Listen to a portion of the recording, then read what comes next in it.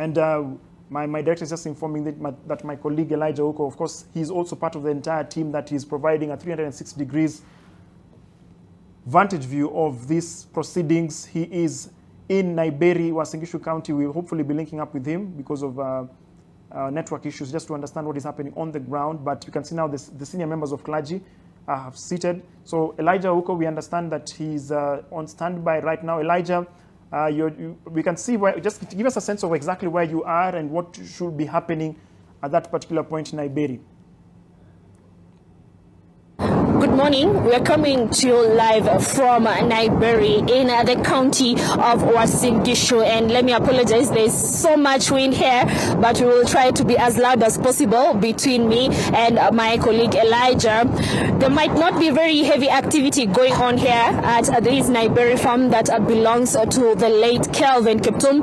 It is a 4-acre property which he had bought prior to his death, and because he had bought it just recently, there had not been major developments on this property, either in farming or even in construction of a house. And perhaps this is why the government came in and put up a structure for Kelvin Kiptum, so that he's not just buried on an empty piece of land, but they created a home of sorts for the late athlete. Before we move to the house, if my cameraman could allow us, and Elijah, I want us to walk to the gravesite. These will be the most important parts of the day. Remember, after the funeral service that is going on at Chepkorio in the neighboring Elgeyo Marakwet County, then all the focus will move to here in Naiberi, and these will be a global arena, Elijah, because it is not only the residents of this country who will be following, but also the world at large as we prepare to lay Kelvin Kiptum to rest. I can see a number of young men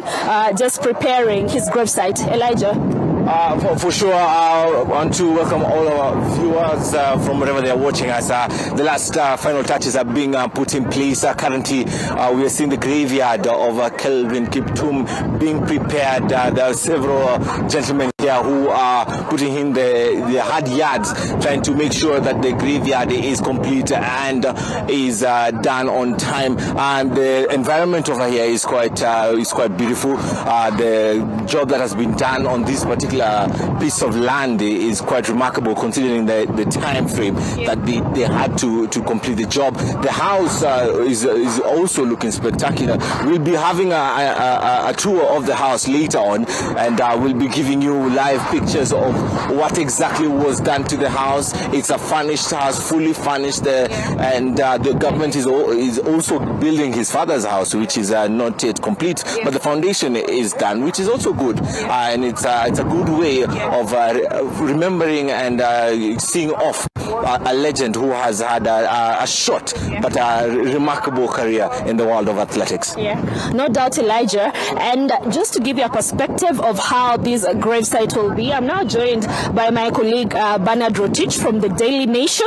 Rotich has the privilege of being home from the Kalenjin community.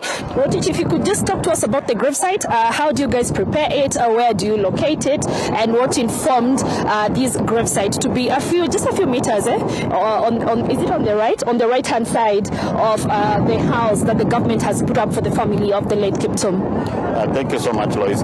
If you can see the men here preparing the gravesite actually has to be done the day the late is being buried, on the material day. Okay. And if you see, when Kiptum's father said that he wanted to when he wakes up, he sees his graves, son's graves. This is where he wanted it to see. So you can see the house, it's in between the two houses, because the widow can be able to see the grave, and also the father on the other side in the new home will be able also to see the grave. So we expect he will be buried here, maybe later in the day.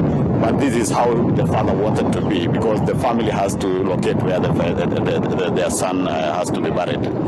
Talk to us about the young men who are preparing the gravesite. According to the Kalenjin tradition, are these relatives or are these neighbors and friends? And do you have a member of the family just supervising the whole exercise? Yeah, these are members of the community within that, because that is where they now come in and help their neighbor do this. And I think there is someone from the family who is supervising the whole thing. And yeah, that is it. The gravesite has been sort of fenced off, where we have the home compound and the gravesite. Remember, this farm is about 4 acreage. Yes, so there's very limited space here.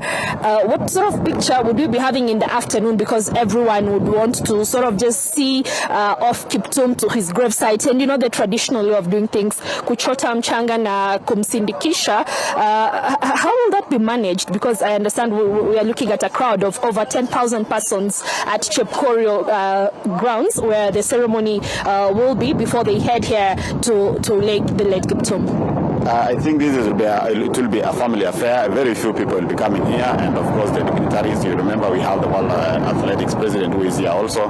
So I think it will only be a family affair. I've also seen a lot of security men around. I know that now they'll be able to help to contain the public. The public would want to see what is going on at this compound.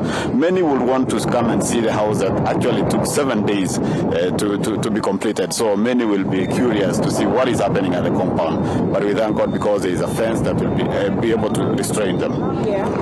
Thank you, Rotich. Elijah, from the other end, I can see more preparations. Perhaps those where we'll have the larger crowds who may not fit here at the official residence where Kiptum will be laid to rest. Talk to us about what is happening on the other side of the fence. Well, on the other side of the fence is the farmland, and currently, as you can see, there's a bowser that is just making sure that it won't be too dusty when the multitude of mourners will be making their way right here. Plenty of people have come to pay their last respect to the legend Kiptum at Chepkorio, and where we are currently, it's a bit dry, and we need plenty of water in order to have a wonderful send-off right here at Naiberi, because it's dry and it's windy, so we really need plenty of water here. But the county government of Uasin Gishu has provided several bowsers actually, and they're doing a good job as we can see and from what we can report. And we will, like I said earlier, the final touches are being made in the house, in the compound. Everything looks to be going according to plan. Everything looks set from this particular side.